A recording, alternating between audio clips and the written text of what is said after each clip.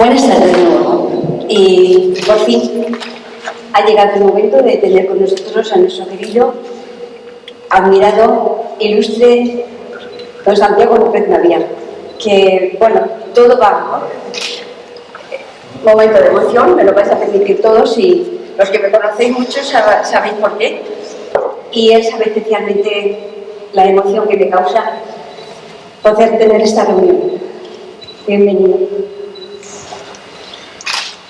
Ha sido muy esperada, la hemos tenido que cambiar en varias ocasiones por difíciles circunstancias, pero por fin ha llegado y agradecemos muchísimo a Finca Antigua y en su nombre Rosa que está presente. ¿No escucháis? ¿Me acerco más a él? Gracias. ¿Ya mejor? La gentileza de unirse a nuestro ciclo Conoce un libro, Descubre un vino, y es el segundo del ciclo que iniciamos, como todos recordaréis, en julio de este verano pasado. Cuando nos invitó Rosa a venir aquí, pensé que éramos muy afortunados porque este lugar, como estáis viendo, es un auténtico delirio, no solamente delirio de vino, sino de diseño, y en el centro de este bosque perdido que nos sorprende a todos cuando nos llegamos y encontramos aquí este majestuoso edificio con esta línea tan moderna, pero que guarda los sabores de nuestra querida tierra manchega, lo que más nos representa junto con Don Quijote, su vino. Y voy a dar unas palabras de bienvenida que ha escrito para ti nuestra querida Alicia Villar Lecumberri. Alicia y Santiago forman parte de mi vida desde 1998.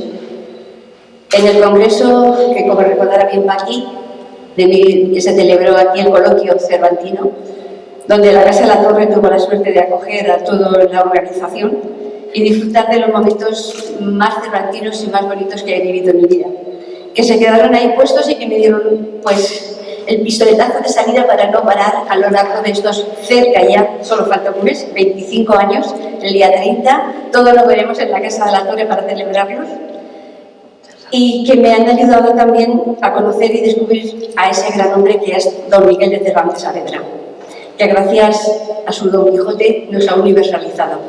Y como no, ya sabéis el arte del Toboso, si no hubiera sido por Dulcinea, pues ya sabéis desde cuándo nos conocemos. Así que una amistad que es muy profunda y está muy cultivada.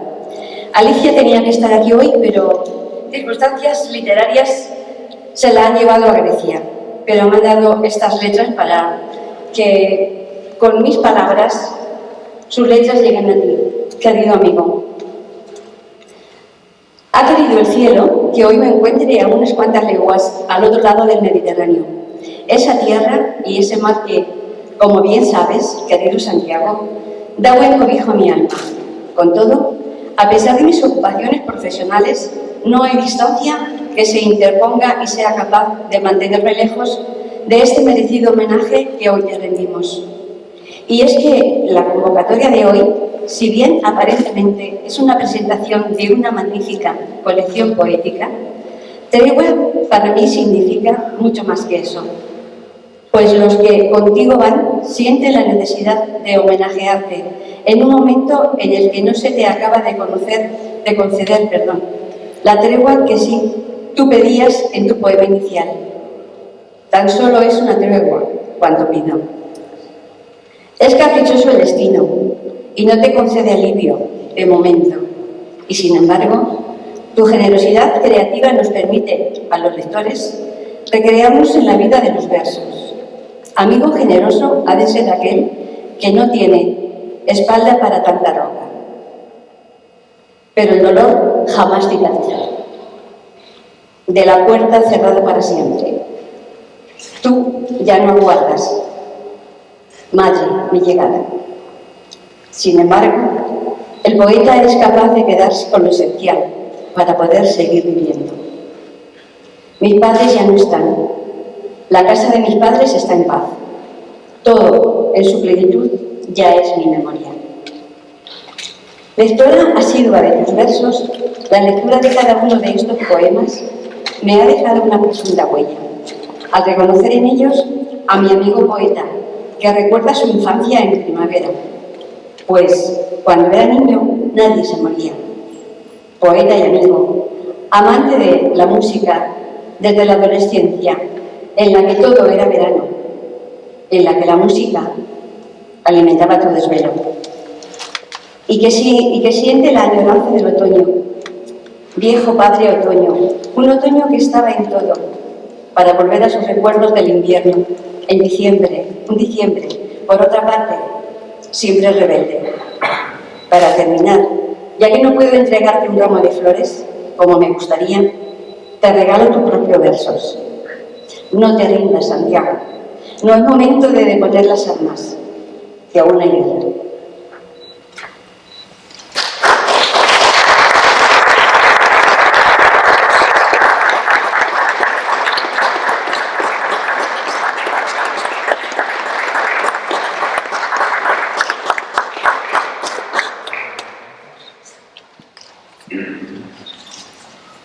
Bueno, hecha esta introducción que era muy emotiva, muy del alma, con el corazón en la mano, quiero presentaros a las personas que hoy nos acompañan en este magnífico lugar.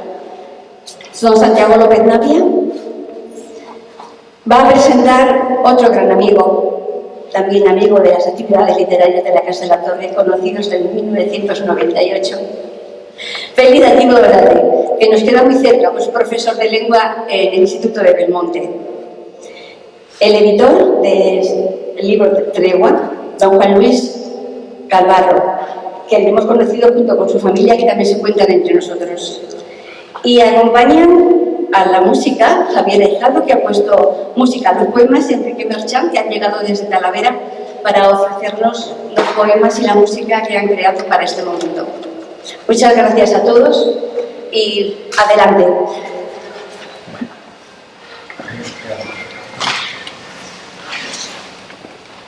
Sí, perfecto. Muy buenas tardes a todos y a todas, y vamos a comenzar con una tarea que para mí resulta gratísima y doblemente grata, puesto que hoy podemos contar con la presencia de Santiago, que no estaba la cosa tan clara. Así que todo ha salido felizmente, estamos aquí todos juntos y podemos celebrar y paladear en este entorno tan proclive al paladeo y a la degustación, unos versos extraordinarios de un poeta extraordinario. Yo tengo que hacer, vamos a ver, me compete a mí hacer su presentación, tengo que presentar al poeta y por lo tanto creo que, aunque se espere que ofrezca una semblanza profesional del autor, a mí me parece completamente fuera de lugar. Entonces no creo que venga muy a cuento que resalte los méritos académicos de Santiago López Navia, su relevante posición en la educación universitaria, la enorme talla de su figura docente en la Universidad SEC y en la de La Rioja. Tampoco creo que venga muy a cuento que destaque su extraordinaria maestría retórica, aunque de ella hablaré, su dimensión como maestro cervantista, su bondad como editor o su fino discernimiento en la música rock y especialmente en el heavy metal, afición que da medida de la singularidad y amplitud de la curiosidad cultural de Santiago López Navia. Yo me voy a detener solamente en la voz del poeta, que es a lo que hemos venido. Hemos venido a oírle a él, voy a presentar un poquito su poesía. Y Santiago, como yo lo conozco, es un experto y consumado artífice del ritmo. Es autor de unos poemas muy singulares en su perfecta relojería, en su consumada construcción. Es un forjador minucioso de poesía fluida, exigente en la forma, como llana también en su comprensión, puesto en el aviso de este acto que Santiago López Navia, y creo que no exagero en absoluto, es un poeta que gusta tanto a los que no se acercan habitualmente a la poesía como a los que son muy exigentes con ella. Esto es muy raro, esto es muy singular, esto es un mérito que no se encuentra a menudo. Yo pongo alguna vez poemas de Santiago a mis alumnos, les han gustado mucho, de la goma de borrar, alguno de estos, y los comentamos y les gustan mucho. Cuando encontramos un autor en el que se confluyen estas virtudes tan dispares, de poder acercarse, de poder comunicarse con los exigentes y con los legos, pues evidentemente estamos ante una figura extraordinaria. Santiago es un maestro del arte viejo que transmite en versos muy nuevos y muy latentes las preocupaciones, los dolores y los miedos que se van renovando en los seres humanos, generación tras generación, a lo largo de muchos siglos. Pero esta virtud también, bueno, yo si tuviera que destacar un especial paso poético en el que Santiago da la medida de su arte, es en el uso del endecasílabo, el perfecto uso del endecasílabo. Algo ya muy raro, porque parece ser que en estos tiempos menguados que nos ha tocado vivir, pues la poesía muchas veces se confunde con la espontaneidad, o la emoción se cree, se confunde, que tiene que ver solamente con la expresión súbita o en bruto, ¿verdad?, de un sentimiento cualquiera. Y esto no es así. Precisamente ese sentimiento, cuando aparece forjado en ese yunque, ¿verdad?, de la retórica, en ese taller verbal del poeta, es cuando adquiere una dimensión especial y adquiere una cualidad expresiva de la que carecería si se limitase a esa enunciación que ahora mismo pues estamos hartos bueno, yo estoy harto también, ¿no?, de oír. Y con Santiago eso desde luego no va a ocurrir en ningún caso. La maestría de Santiago López Navia con el verso es tan extrema que el verso desaparece tras el verso. Es decir, la métrica consiste en lo que tiene que consistir, un medio de realzar el contenido que fluye por ella. El verso modestamente desaparece en el decurso rítmico y queda simplemente su apoyo. Yo lo voy a explicar esto, o voy a intentar acercarme a ello sin extenderme demasiado, con un acercamiento a unos poemas, no sé si es un poema de poemas encadenados, ¿no?, los haikus encadenados que tenemos aquí en el libro de Tregua, o estos apuntes hilvanados que dan una medida tan extraordinaria de su sensibilidad. Me refiero al poema, vamos a ver, Heridas, lo tienen ahí, si lo tienen en el libro, en la página 93. Sangra el aliento, la espina acerada de la congoja, la mano blande, la vertical herida, hado punzante. ¿Cómo se cierran esas llagas abiertas sin un motivo? Algunas lágrimas se derraman a veces como cascadas. Calla el teléfono. El silencio es un grito de incertidumbre. Inevitable es que Edipo inconsciente mate a su padre. Esta sencillez, esta brevedad de los haikus, que muchas veces se confunde con una espontaneidad sin más trabajo, ¿verdad? O que se cree a veces pues fruto de una inspiración feliz que se enuncia en un momento y ya está. En el caso de Santiago es el fruto de, yo no sé si es un elaboradísimo trabajo o si es un filtro, ese filtro de la retórica en la que Santiago es un maestro absoluto, que de manera inconsciente o de manera sumergida, de manera oculta, va seleccionando estas palabras, estos ritmos, hasta fraguar, hasta llegar a esta extraordinaria sencillez. Me he detenido en este poema primero porque es muy sencillo. Iba a comentar otros, pero no me voy a entretener ahora en ello. Por ejemplo, la primera estrofa dice: sangra el aliento por la espina cerrada de la congoja. Y bueno, es un poema sencillo. Se basa, pues, básicamente en una metáfora, en una imagen, pero cuidado, porque tenemos una vinculación entre aliento y congoja en el primero y el tercer verso, que pasan a través de una espina acerada, es decir, la imagen poética se fragua a través de esas metáforas que confluyen, ¿verdad? Y todo ello a través de esta métrica clásica y con ecos populares, porque tiene el eco también de la soleá, ¿verdad? Y que, sin embargo, está muy de moda en esta internacionalidad, ¿cómo diríamos? Esta universalidad del haiku también, ¿no?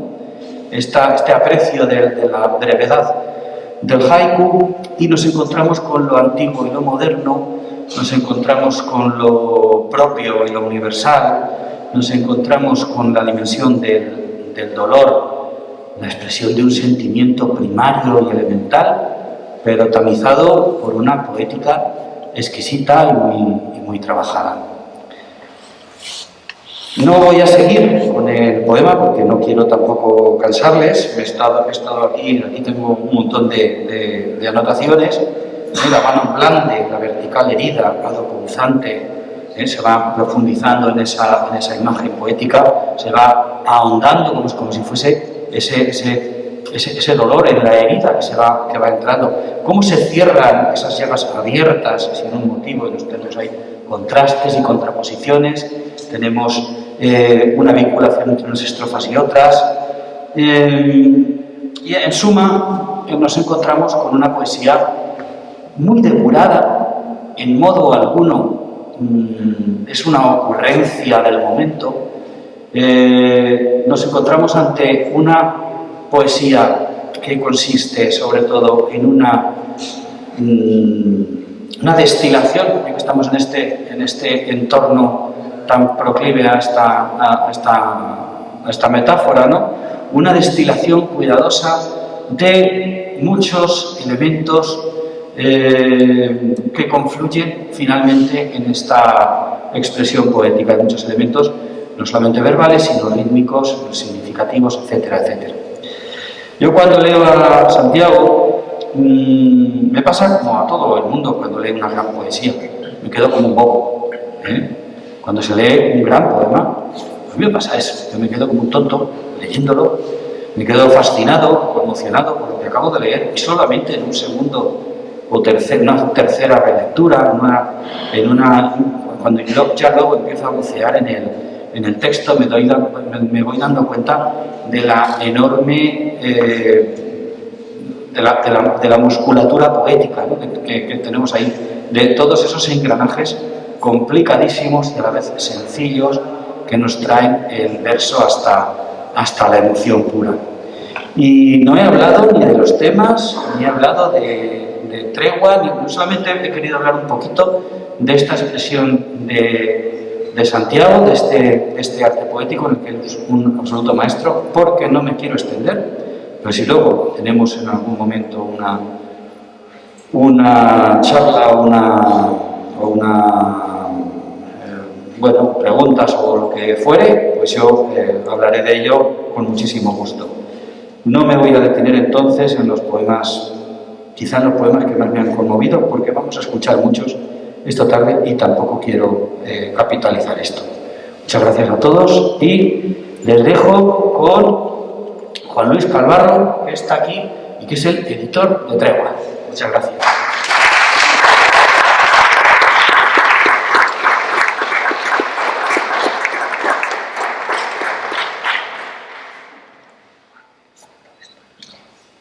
Bien, efectivamente, se oye bien, ¿verdad?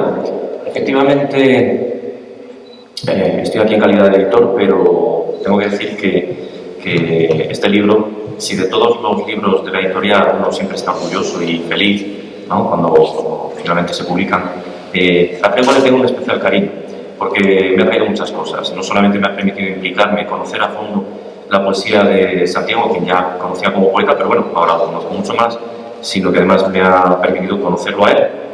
De todas las personas que me han hablado en la vida de Santiago López Navia, no ha habido ninguna que no me haya dicho qué gran poeta y qué excelente persona. Esto es un privilegio. Estar sentado aquí al lado de Santiago realmente me hace feliz. Y compartir este espacio estupendo. Hay que agradecer la invitación porque realmente me he quedado impresionado con el espacio también. Y bueno, además de todo, Santiago me hizo el enorme honor de pedirme que prologara el libro. De manera que, además de editor, en este caso también soy el prologuista. Y como lo que tenía que decir sobre el libro, lo poco que yo puedo añadir a lo que ha dicho, y podría seguir diciendo de tipo, lo escribí aquí, pues me voy a limitar a leer alguna parte del prólogo, ¿no? Lo que me parece que puede servir como introducción. Y bueno,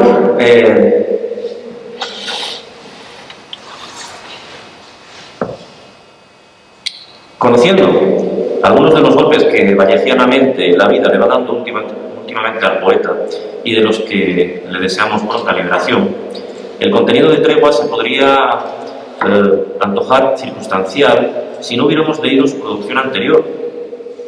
Impresiona en este sentido la maciza consistencia del discurso de López Navia.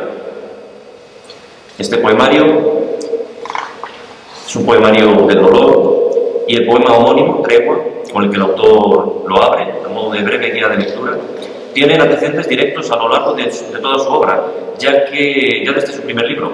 Si hoy la voz lírica suplica tan solo una tregua, una pausa en el sufrimiento, un alivio en el desierto, un descanso o un fugaz para tornar al camino, en el soneto 12º del Tremendo Arcángel, que está aquí debajo también, ya en ese libro reclamaba, en tono casi idéntico, una paz que venga desatando promesas de reposo sin medida.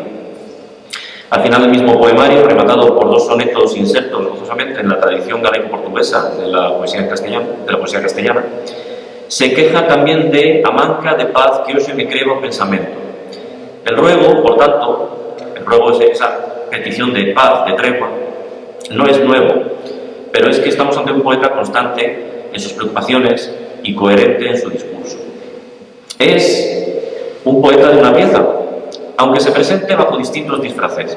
El juego de heterónimos, tan fructífero en el pasado en la pluma de monstruos de fecundidad y de profundidad como Pessoa o Machado, adopta a lo largo de la obra de López Navia los avatares de Jacobo Sadness, un amigo de juventud del autor, el mismísimo Cide Hamete Berengeli, historiador eximio, de Antero Freire, ermitaño y maestro de Jacobo Sadness, de un trovador anónimo. Jacobo Sadness, de nombre evidente o transparente, se declara poeta existencial desde el mismo comienzo de Tremendo Arcángel y, aparte del veneno de los clásicos, bebe del estoicismo y del desamparo de Dámaso Alonso y de algunos de los poetas desarraigados de la segunda mitad del siglo XX español. Su discurso, caracterizado como lamento existencial, encuentra, pese a todo, consuelo en la fe que tiene en Dios y permanece siempre fiel en su camino. Este homo viator será uno de los tópicos más presentes en la poesía de López Navia. El ermitaño Antero Freire, por su parte, representa una posición más madura, como si el poeta considerase el existencialismo una lacra de juventud que es obligatorio superar y Freire fuera la voz que reivindica esa superación. Un buen crítico lo ha visto perfectamente cuando afirma, a propósito de otro poemario, que Freire se dirige a Dios pidiendo perdón por la tristeza que vierte en sus poemas, por sus dudas y su vacío interior. Freire nos es presentado como maestro de Sadness, a quien dedica todo un manualito de retórica y un compendio de recomendaciones éticas. Tanto Sadness como Freire reaparecen en Tregua para, como veremos, matizar en este momento sus roles. En Tregua encontramos de nuevo los temas habitualmente tratados por Santiago. Uno principal es la nostalgia y, en particular, el recuerdo de la infancia. A propósito de otro poemario suyo, se ha dicho que todos los libros poéticos del autor rezuman un inefable perfume de infancia derramado en endecasílabos blancos. Y es bien cierto, la infancia, como mundo de felicidad perdida y añorada, a veces dramáticamente, pero también como conciencia de la fugacidad de la vida. En Tregua es el ermitaño Antero Freire, en su Nostalgia y Soledades, quien se encarga de transmitir esta idea a través del recurso clásico en la sucesión de las estaciones. Asociada a la primavera, a la infancia y la adolescencia al verano, todo lo que nos queda es el otoño, con sus matices de añoranza y de madurez, y el invierno, que cierra el ciclo con el reconocimiento de la memoria en ruina, la ceniza, la sed y la melancolía. Los nombres eran otros, pero todo era lo mismo. Dice Freire, todo se repite, todo es cíclico y por tanto perecedero, y el paso del tiempo va arrastrando generación tras generación, como se sucede en los años y las estaciones. Y cito, todo es viejo, enero, y todo es nuevo. Asimismo, son poemas de nostalgia de la casa familiar, pues Medellín 5 o las 2 entregas de Casa Vacía. La nostalgia siempre está presente en los poemarios de Santiago López Navia. En ese poema, en Casa Vacía, retoma el poeta la imagen de la vida como camino espiritual. La dedicatoria general de Tregua es, en ese sentido, muy significativa. Su heterónimo se ve recorriendo cada trecho de la vida en un sendero incierto. José Antonio Arcediano, el crítico, hablando de Sombras de la Huella, otro poemario de Santiago, había asociado ese viaje con un yo poético inmerso de pleno en ese devenir, en ese discurrir a través del tiempo, en el cambio, en el movimiento. Y lo está de tal manera que es y existe siempre en referencia al antes y al después. Y finalmente hace una mención a la creencia en un Dios que es causa y motor de la existencia. El Homo Viator, el caminante alegórico, el peregrino, el caballero andante, es un tópico clásico bien estudiado, es consustancial a la voz poética de López Navia, que ha construido libros enteros en torno a la idea del viaje. Se detecta el sobrevuelo permanente de Don Quijote y Sancho, pero también está la poesía trovadoresca, la novela bizantina, los poemas de Machado. Así nació en su momento su Canción de ausencia rota de Mi señor Silente, un poema largo estructurado en torno al viaje del caballero que huye de manifestar su amor en pos de la desaparición.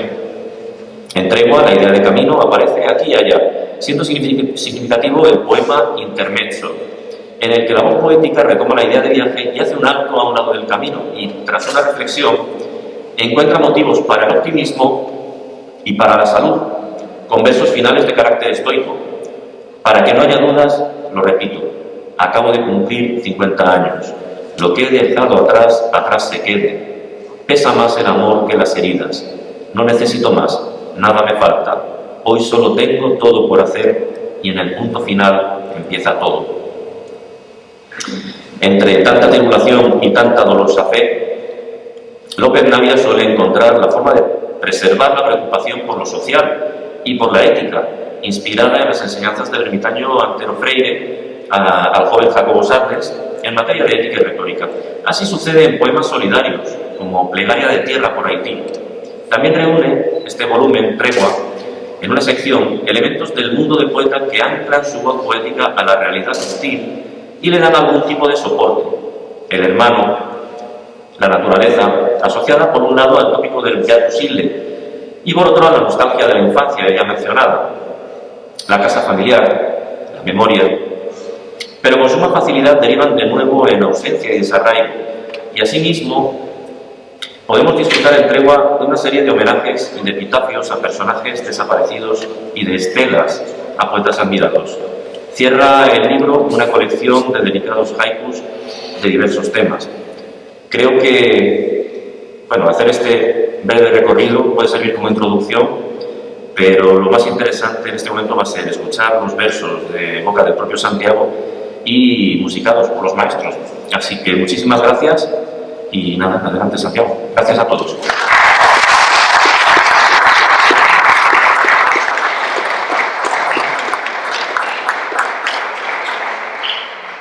Hay una cosa, por ejemplo, Ana María García, que tu presencia siga anidando en nuestros ojos y que tu voz persista como tu voz de siempre.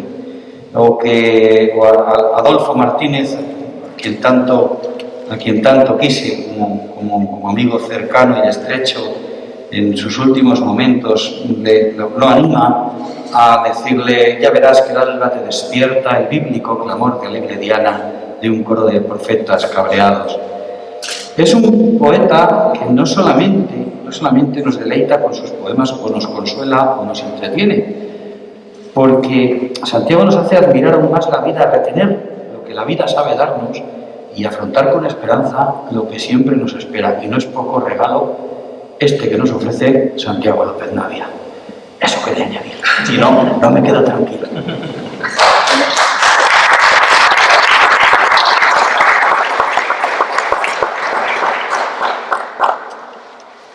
Muy buenas tardes a todos. Muchísimas gracias por acompañarme.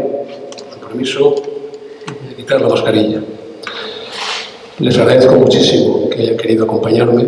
Para mí es un auténtico privilegio y un regalo. Por lo tanto, mis primeras palabras de gratitud se dirigen a ustedes. Gracias por estar conmigo.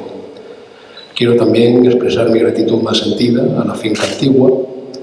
Este es un lugar único, es un lugar verdaderamente relevante, con una prestancia y con unos ecos, no solamente los de la reverberación, sino también los simbólicos, en los que realmente merece la pena estar. Si aparte de eso se tiene en cuenta que quien les habla es un abstemio radical, entenderán ustedes hasta qué punto para mí es una auténtica maravilla compartir este entorno. No puedo, ni debo, ni quiero dejar de reconocer de una forma especial a Isabel Fernández Morales, una amiga fraternal, a quien me une un cariño que ya va siendo sólido y antiguo, nunca viejo. El afecto, el amor nunca envejecen cuando son sentidos, cuando son puros. Y por supuesto a Raquel, a quien aprecio muchísimo y con quien reencontrarse es una auténtica alegría.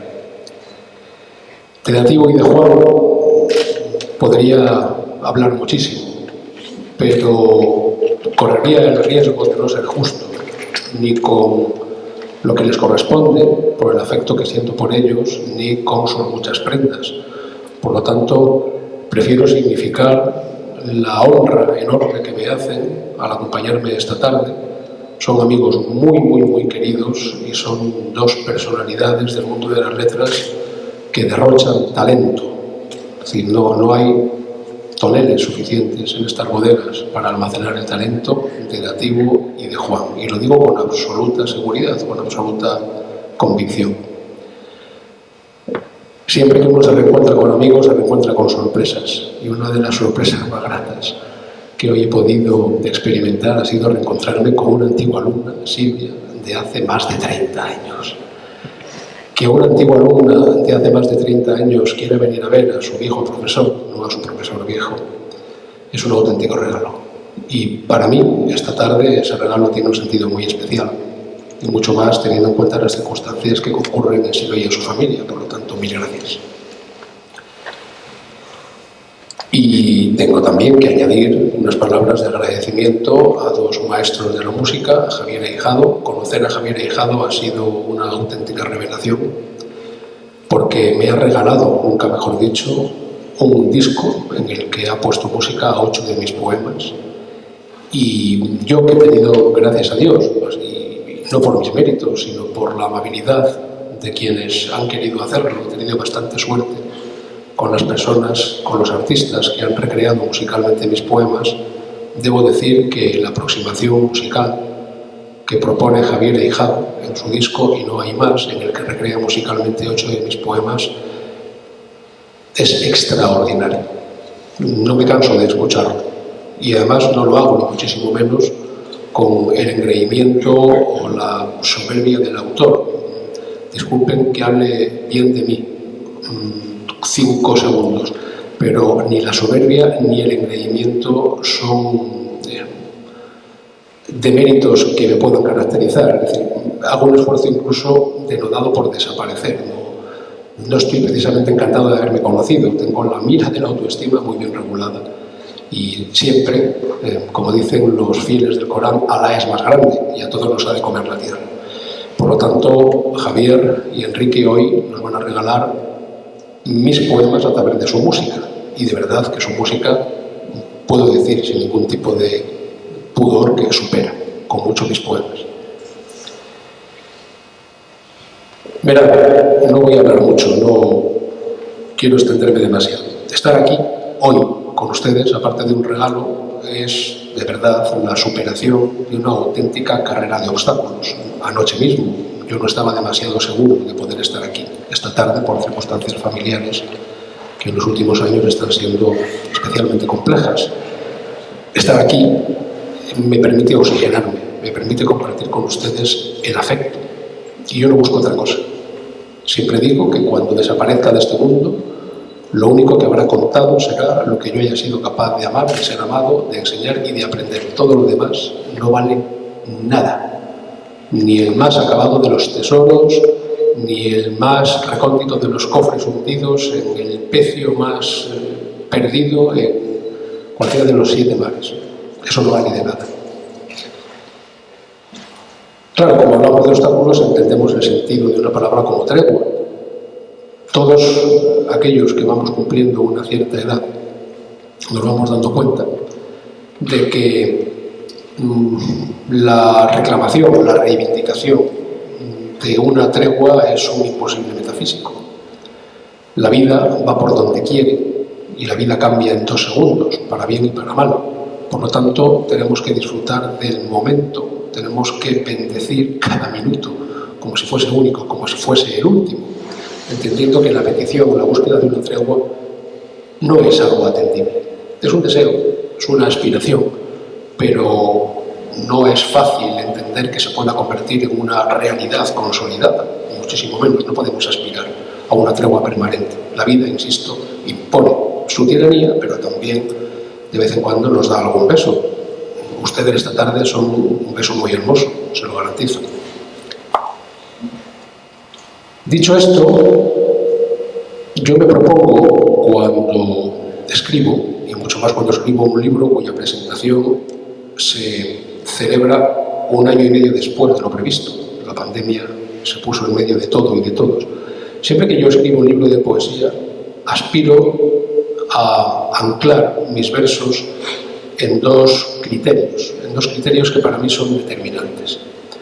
Yo creo que la poesía, por encima de todo, y en esto, para ustedes, mi discurso es novedoso, pero quienes ya me conocen me han oído decir esto con bastante frecuencia. Para mí la poesía tiene que ser, por encima de todo, cordial. Si la poesía no emociona, carece de sentido. Y para que la poesía emocione, para que la poesía sea cordial, tiene que ser comprensible. Esa especie de tendencia rayana en el solipsismo que se permiten algunos poetas que formulan versos como si estuvieran construyendo arcanos o adivinanzas, está en las antípodas de mi concepción de la creación poética. La poesía tiene que ser clara, se tiene que entender. Construir una poesía sencilla, una poesía de sentido amplio, o construir un poema sencillo, como ejemplo concreto, no es fácil. Allí donde ustedes vean un poema fácil de comprender, entiendan que hay mucho trabajo, porque no es fácil conseguir un equilibrio entre la prestancia formal que exige la composición poética, que en efecto no debería tener nada que ver con esa concesión al conversacionalismo que impregna cierta poesía un tanto, no ya inmanente, sino... Prefiero no adjetivarla. Baste con decir que la poesía tiene que tener un equilibrio entre lo formal y lo cordial, y por lo tanto, en esa comprensión, en esa inteligibilidad, siempre verán ustedes una buena señal de un poema trabajado.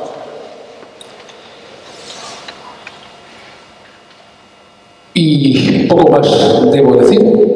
Verán, el prólogo es otro regalo de Juan Luis Calvarro. Es uno de los mejores prólogos que me han hecho nunca, de los mejores con mucha diferencia, de los más autorizados. Este libro está dedicado a un amigo fraternal, Carlos Fernández, que nos dejó apenas unas semanas antes de que se declarase la pandemia, en el camino y en la vida, la imagen de la vida y del camino a las que se refería con tanta autoridad Juan Luis Calvarro. Y ahora, si les parece bien, vamos a ceder la palabra a la poesía y vamos a hacerlo alternando las recreaciones musicales de Javier Ahijado, acompañado por Enrique Merchán, y nos alternaremos. Yo leeré un poema, quizá Tibo también quiera leer alguno, y la única solicitud que yo he hecho, una solicitud expresa, es que no pasemos de 10 poemas, entre canciones y poemas. Es decir, yo tengo una costumbre, cuando pronuncio la conferencia, cada vez que me invitan, nunca hablo más de 40 minutos, aunque después el coloquio dure 2 horas. Y cuando participo en un recital, nunca leo más de 10 poemas. Y yo soy autor de poemas cortos. El poema largo exige una tensión que a veces hace que se pierda la intención del poeta en una búsqueda excesiva de palabras. Por lo tanto, esta parte final del acto va a ser breve y yo aspiro a que sea emotiva. Javier Ahijado, el cantautor Javier Ahijado, va a abrir este recital con la interpretación de Tregua.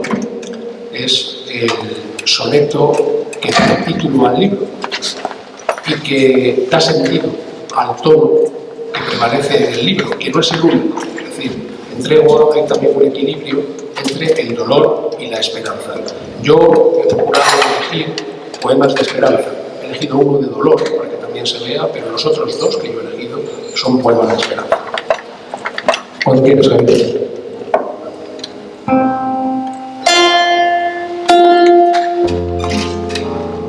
Buenas tardes.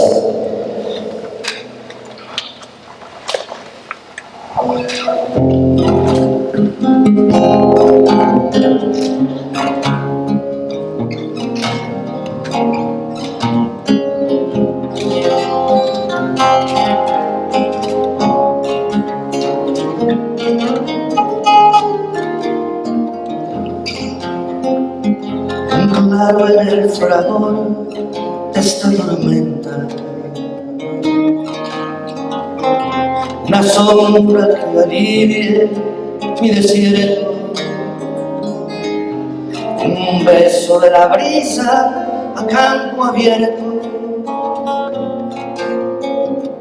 un día sosegado, una hora lenta,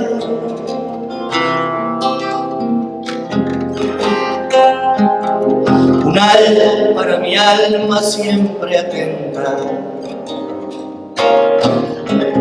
a marcar con su huella un paso incierto, un momento en silencio junto a un huerto, donde el ruido del mundo no se siente, que no haya desazón, que nada duela, y el corazón tranquilo se abandone al abrazo clemente del olvido, que un viento a mi favor sople en mi vela y la ira del naufragio me perdone. Tan solo es una tregua, cuánto pido.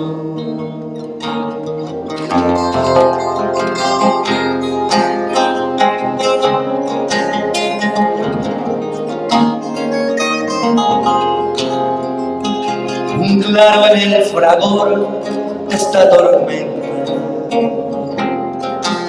una sombra que alivie mi desierto, un beso de la brisa a campo abierto, un día sosegado, una hora lenta,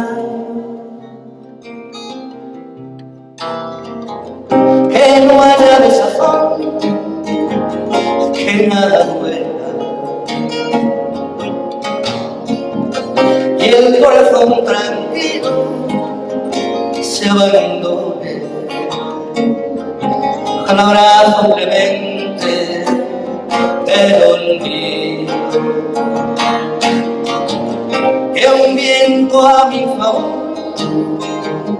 sobre mi vela y la ira del naufragio me perdone. Tan solo es una tregua, cuánto pido. Tan solo es una tregua, cuánto pido.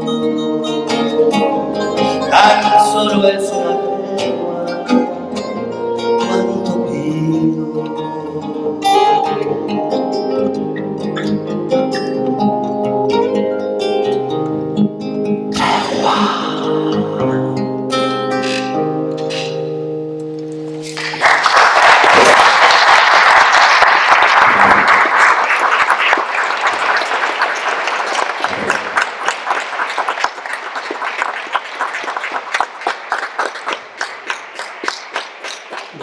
Grandes, que una canción así no es un regalo para cualquier pueblo.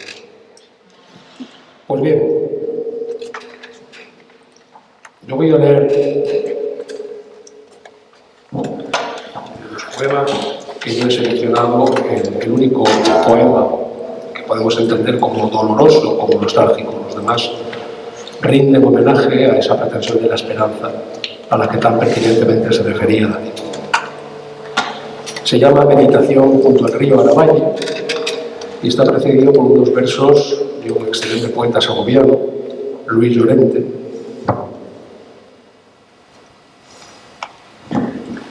El epígrafe dice así. Dije epitafio, disculpen, epígrafe. He vuelto a este lugar para saberme limpio, tocado en un dominio de pureza. Y Meditación junto al río Aravalle dice así. Yo fui feliz aquí, junto a este río, cuyas aguas bebí puras entonces. En la misma corriente que habitaban las truchas, arcoíris y las náyades. En su fondo de piedra, siempre esquivas, vivían escondidas las culebras que al verse en nuestras manos pretendían ser víboras mutando sus cabezas en un alarde inútil de amenaza. Sobre el río danzaban las libélulas, jinetes del letargo en plena tarde, mientras su lecho oculto atesoraba celosamente todos los misterios. Después, cuando la noche perfumada tendía su silencio prodigioso, el transcurrir del agua era un arrullo fundido con el silbo amigo y cómplice de algún autillo insomne sobre un álamo. Yo tengo un mundo aquí que fue mi mundo. Carrera, Tremedal, Cabezas Altas, Navalperal, el barco, la Angostura, Puerto Castilla y luego Tornavacas al pie del Calvitero, duro y árido. Mi alma habita aquí entre las canciones nacidas al abrigo de una hoguera, en donde se fraguaban los secretos que luego eran promesas en el alma. Todo parte de aquí y aquí retorna, el corazón dispuesto siempre anclado a las raíces vírgenes ocultas, en un punto perdido en ningún mapa, en un norte al que no lleva la brújula, en un lugar que ya no tiene tiempo. Yo fui feliz aquí, cuando era un niño, cuando todo era claro y cada hora era casi total como una vida. Cuando todas las cosas perduraban, cuando el mundo era un mundo con sentido, cuando era un niño y nadie se moría.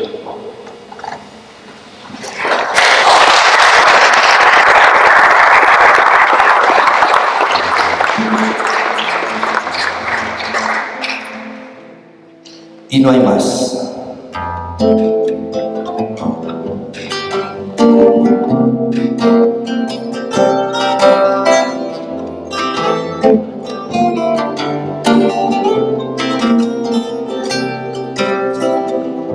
A veces pienso que la vida basta, que no hay por qué explicar por qué se vive.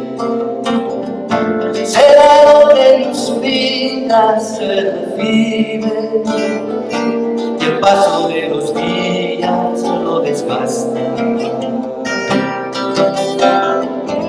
hay más que comprender, al menos hasta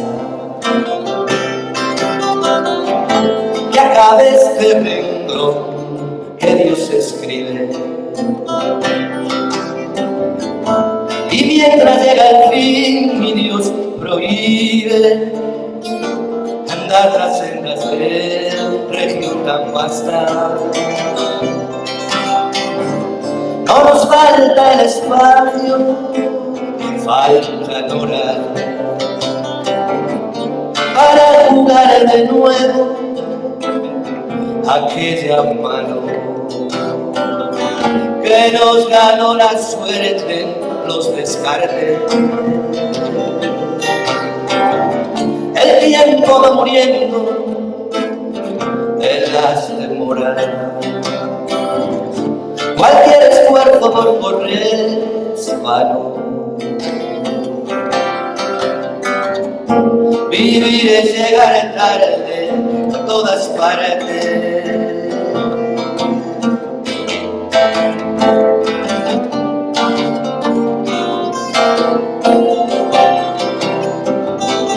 A veces pienso que la vida basta,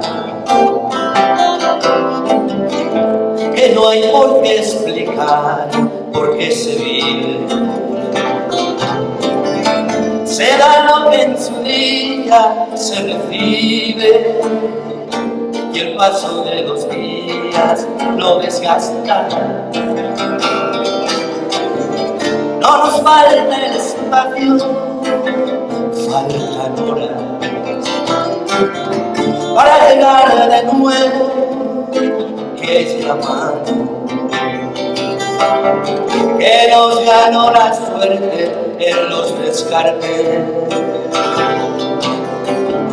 El tiempo va muriendo en las demoras. Cualquier esfuerzo por correr es vano. Vivir es llegar tarde a todas partes. Vivir es llegar tarde a todas partes. Vivir es llegar tarde a todas partes.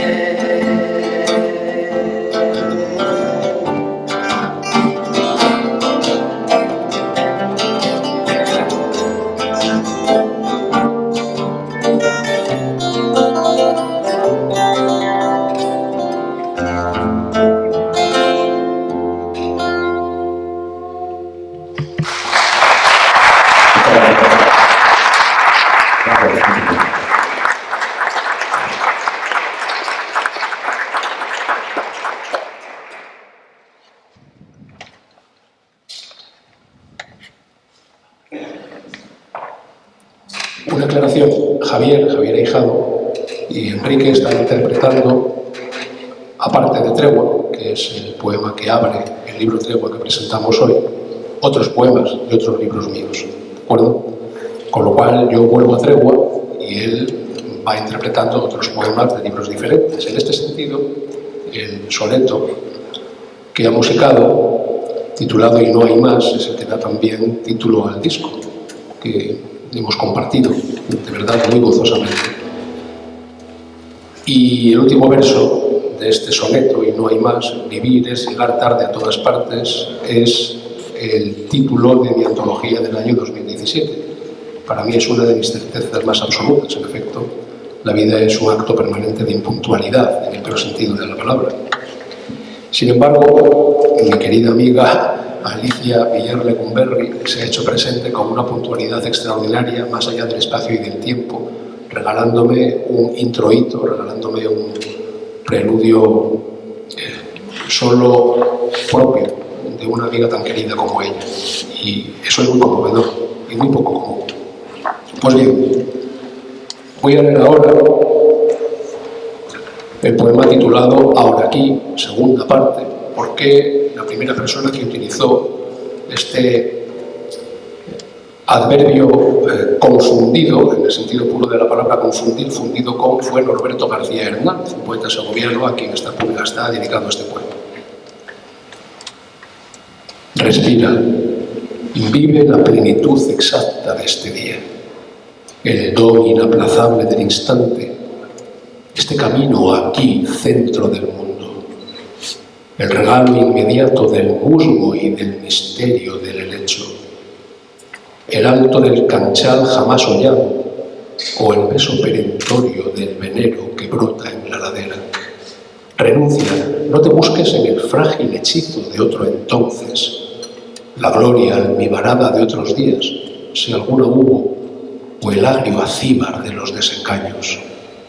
Que nada te distraiga de la linde sutil de este lugar, ni del pulso fugaz de este momento.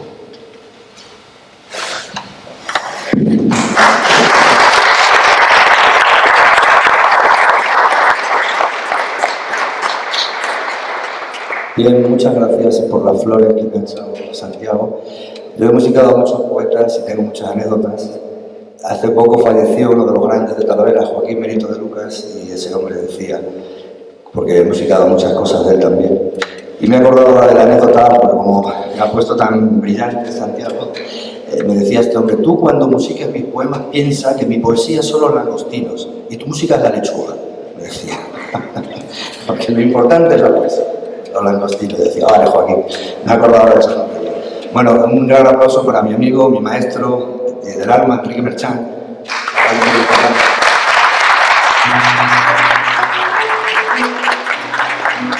Y ahora voy a hacer un soneto que a mí me encantó cuando lo leí, que se llama A la goma de borrar. Me gustó mucho por cómo se puede dedicar un soneto a un borrador. Y me gustó mucho la forma de escribir de Santiago cuando lo conocí no hace mucho. Y le planteé grabar algunos poemas suyos. No me puso ningún problema. A la goma de borrar.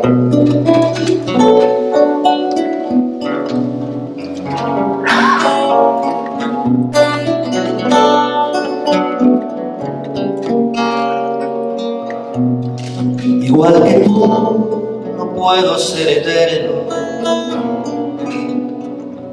porque mi esencia acaba en muertes lentas, y alumbro las palabras casi a tientas, borrando cada niebla de mi infierno.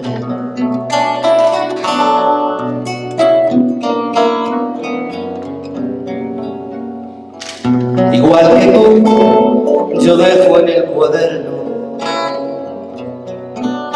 jirones de mi alma y las 365 páginas son cuentas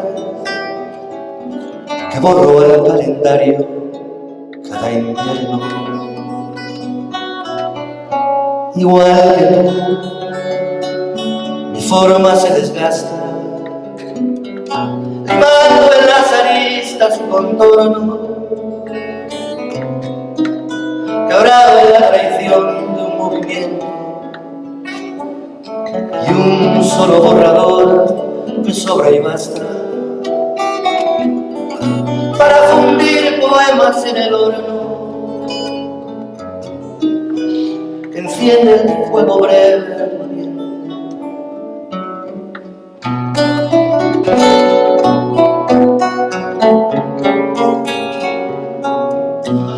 Igual que tú, no puedo ser eterno, porque mi esencia acaba en muertes lentas, y alumbro las palabras casi a tientas, borrando cada niebla de mi infierno. Igual que tú, mi forma se desgasta, limando en las aristas su oro, me sobra y basta para fundir poemas en el horno, enciende el fuego breve de mi aliento, de mi aliento.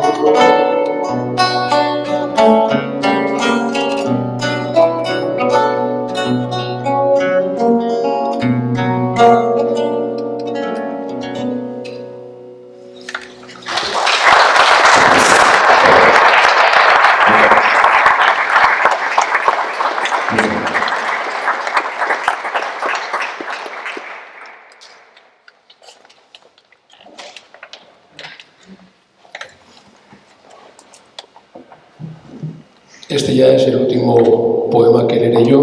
Después de la siguiente canción de Javier, leerá Dativo y después él cerrará con una interpretación musical. Este poema se llama Don del Mediodía. Fue un poema compuesto como... Bueno, a ver, hago una aclaración. Bueno, ustedes conocen obviamente la historia de la filosofía y saben que Aristóteles era un filósofo peripatético, es decir, un filósofo que instruía a sus discípulos caminando con ellos.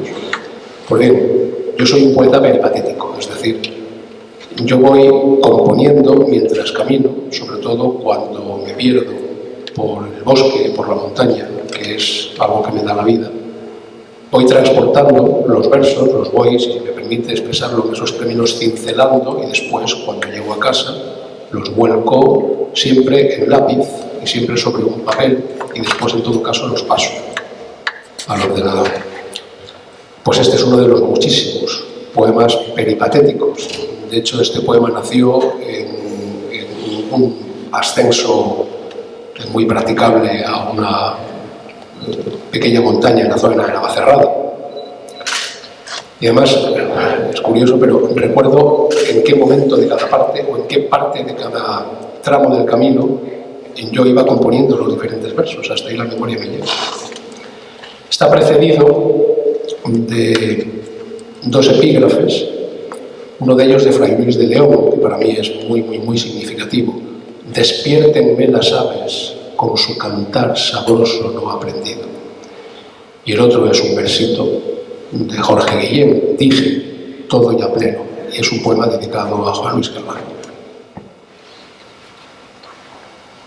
No aspiro a otro regalo esta mañana que el mapa exacto y firme de esta senda, ni busco otro refugio más seguro que el aire que destila la ladera.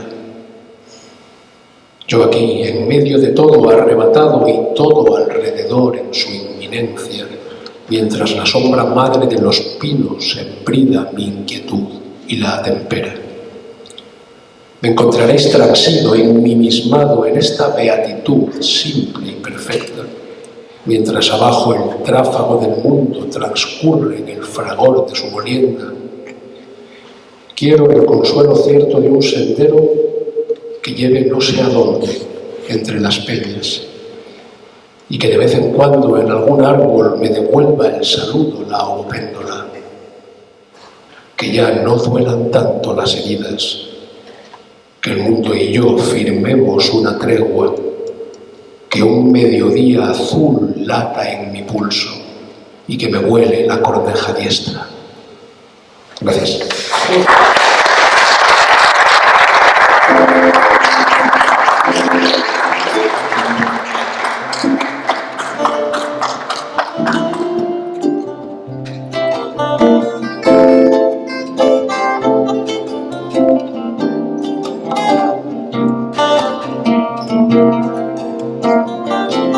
Viene el mar, me debo a cada hora, vaivén de flujo gris, el mar y espuma, ir y venir de agua, piedra y pluma, nadando entre coral y caracola. Y en la tormenta un pie y mi huella sola persigue su corriente entre la bruma sobre una balsa frágil que rezuma y quiebra su timón. Si el viento rola con un lejano norte y rumbo incierto, por ancla un corazón de agua salada, por vela una esperanza que me avienta, navego en este mar, siempre despierto, un remo en lo profundo, otro en la nada, un pie en el mar y otro en la tormenta.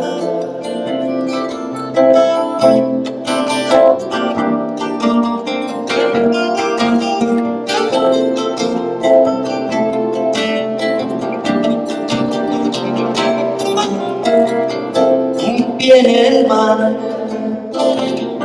me debo a cada hora,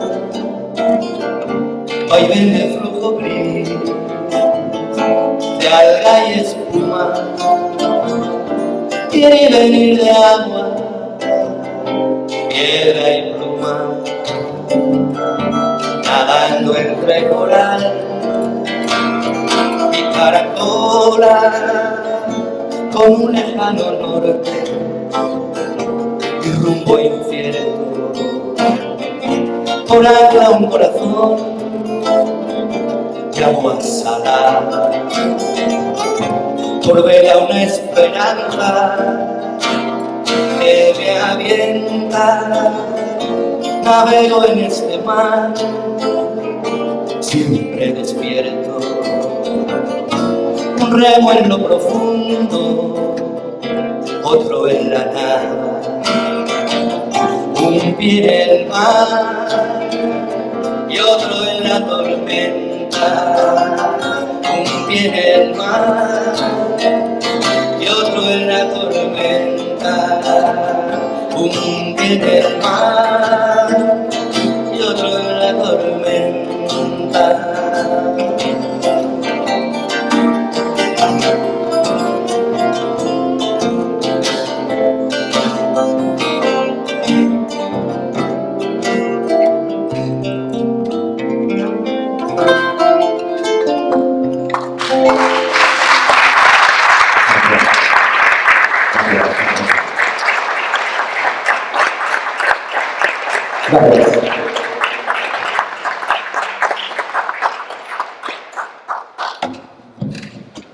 A ver, debería verse. Cuando están cantando aquí los maestros, veo que todo el mundo baila discretamente, quien con un movimiento de cabeza, quien con un dedito, ¿no? Pero va todo el mundo moviéndose al compás. Es muy gracioso y ilustra muy bien la calidad extraordinaria de la música. Muchas gracias.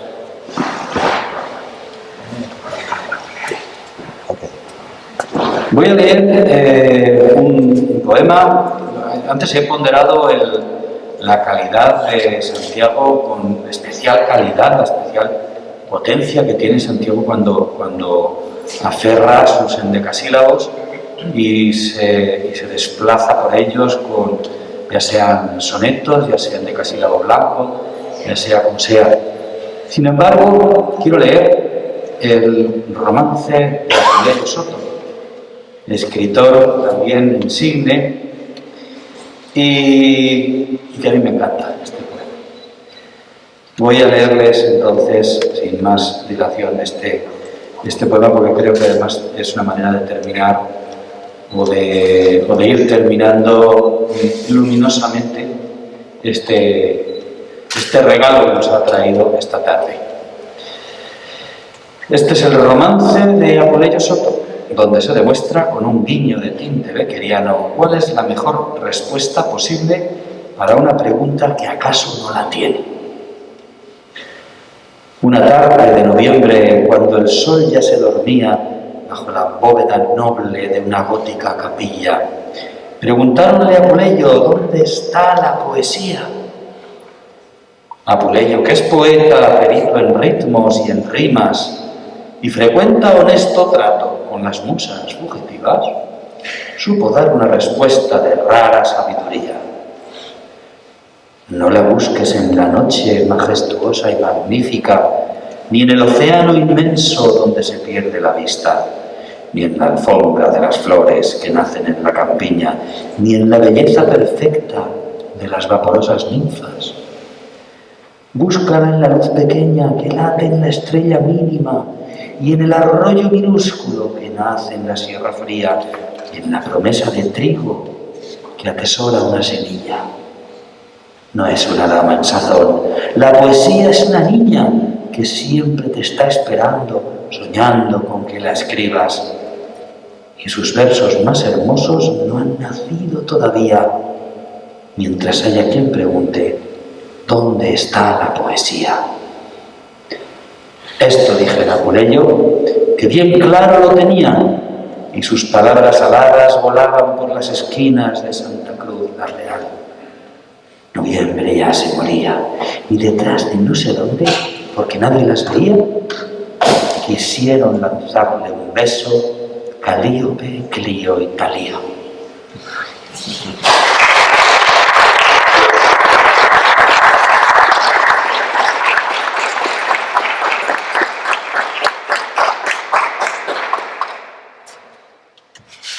No sé si de pie o sentado. No he presentado a las guitarras, esa no sé si tiene nombre, bueno, es mía. Mi guitarra se llama Valentina y este se llama Merlín. Es un timbre canario, no es un ukelele. Está hecho a mano por un luthier valenciano, José Tatay, que ya ha muerto, un hombre muy mayor, murió. Y con la amistad que me une con Luis Pastor, y también mi influencia por él, me atreví a comprarme uno y a aprender a tocarlo. Y dentro de los poemas que musiqué a Santiago, he puesto a Nana de Lluvia, una música que, bueno, a mí me gustó mucho el poema, que es un haiku, ¿no? Sí, es un haiku encadenado. Encadenados. Y bueno, vamos a ver si podemos apañar todo el tiempo. Pues por aquí, esto, arriba. Perdón un segundo. ¿Qué he oído? ¿Has mencionado a Luis Pastor? Sí. Sí, por mi relación con él, he tocado mucho con él y tenemos una amistad. Fue el que me animó a comprarme el timbre. Grande. Su hijo estuvo poco en Talavera, hace muy poco, le invitamos al Festival de Cantautores, a Pedro, y estuvimos por ahí también con él.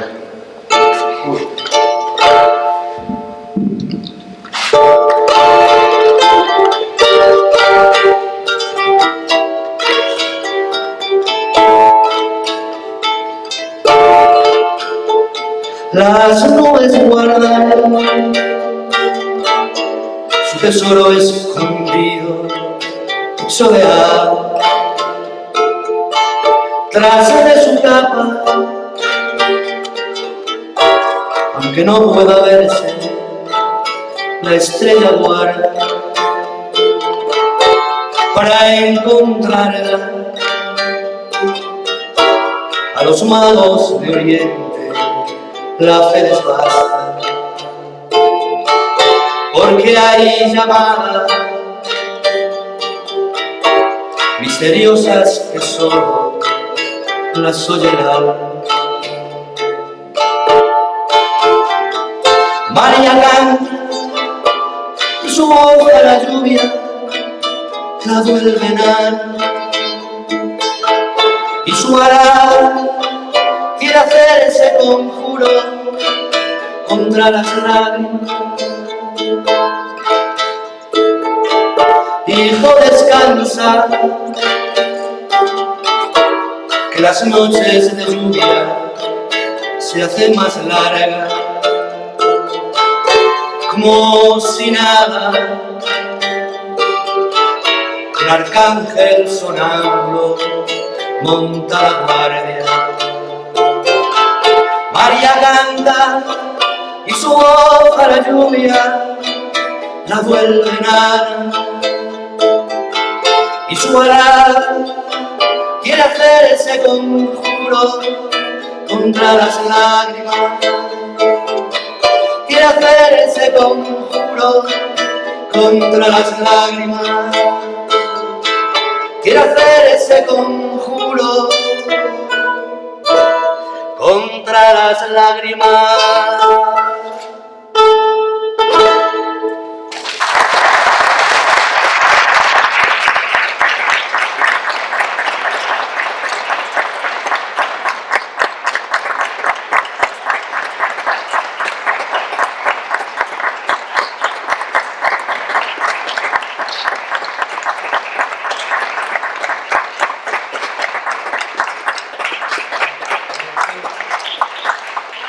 Al igual que Santiago ha traído sus discos, que son los compartidos, También tengo yo alguno por aquí mío de mis anteriores trabajos, por si os apetece llevaros alguno.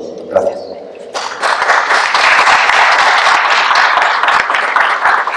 Y hasta aquí el acto.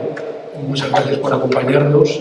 Si ustedes quieren cometer el gravísimo error de leer mi poesía con mayor atención, tienen ustedes aquí ejemplares de Tregua, tienen también ejemplares del disco que he firmado con Javier Ahijado. Sinceramente no sé cuánto cuesta Tregua, lo dirá el editor. El disco, 15 euros. El disco lo estamos vendiendo a precio de costo, porque ni Javier ni yo queremos enriquecernos con esto, es decir, 5 euros. Y disculpen mi momento Carrefour, a quien adquiera el ejemplar de Tregua y el disco le regalo un ejemplar de Tremendo Arcángel, ¿de acuerdo? Sé que no es mucho, pero en todo caso, quien ofrece todo lo que tiene no está obligado a más. Entiéndanlo como un acto de cordialidad y de gratitud por su grata compañía en esta misma tarde. Muchísimas gracias. Y a quien quiera le firmo el libro, por supuesto. Y Javier y yo le firmamos el disco. Muchísimas gracias. Ha sido usted muy amable.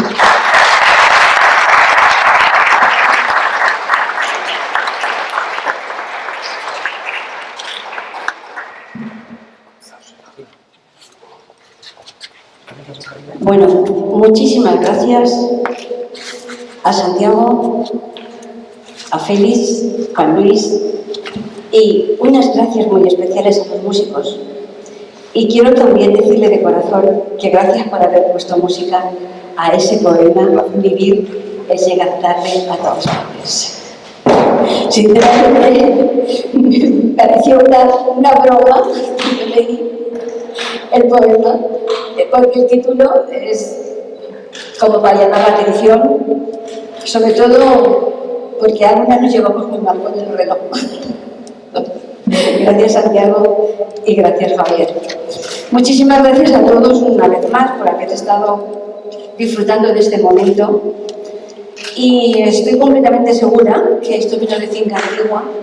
Rosa, cuando lleguen a los paladares deliciosos que saben degustar de ellos, van a llevar unas notas mucho más especiales. Ahora después también os dejaré con Rosa para que os cuente un poco la historia de este lugar de las barricas. A mí me impactó muchísimo cuando la primera vez vine a visitar la bodega y me la enseñó ella. Y me parece que aquí hay mucha poesía, mucha fuerza, muchos sueños del empeño de la empresa y mucha alegría para los paladares, las reuniones y para los sueños. Y de sueños también seguimos en la Casa de la Torre. Esta es la sorpresa y permíteme que me emocione. Macu Lara creó para ti esta pequeña escultura. Ya sabes, Natividad no ha podido estar para que entre las dos te la entregáramos.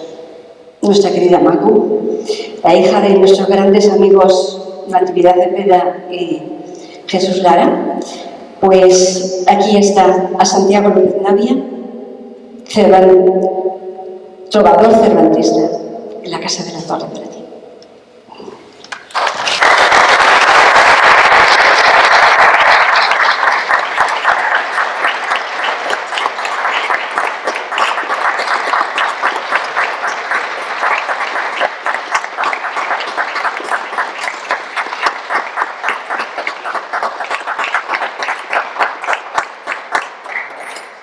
Este abrazo quiero que lo compartan muy especialmente con Magdalena, con Clara, con Alfonso, con Tuya. Isabel. Isabel. ¿Se puede poner aquí conmigo? Ah, Santiago, la foto, caray. Se me da muy mal posar. Bueno, con la mascarilla no se nota. Es que esto era casi más del alma que... Me voy a quitar la mascarilla, quizá. Es mejor, sí. Pero la boca.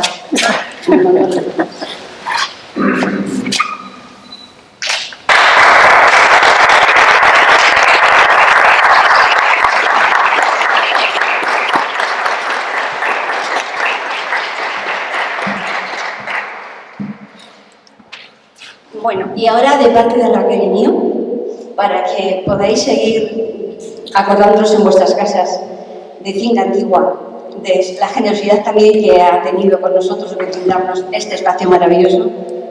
Queremos que os llevéis otra botellita de estos vinos. Feliz. Ay, muchas gracias. Mil gracias. Javier.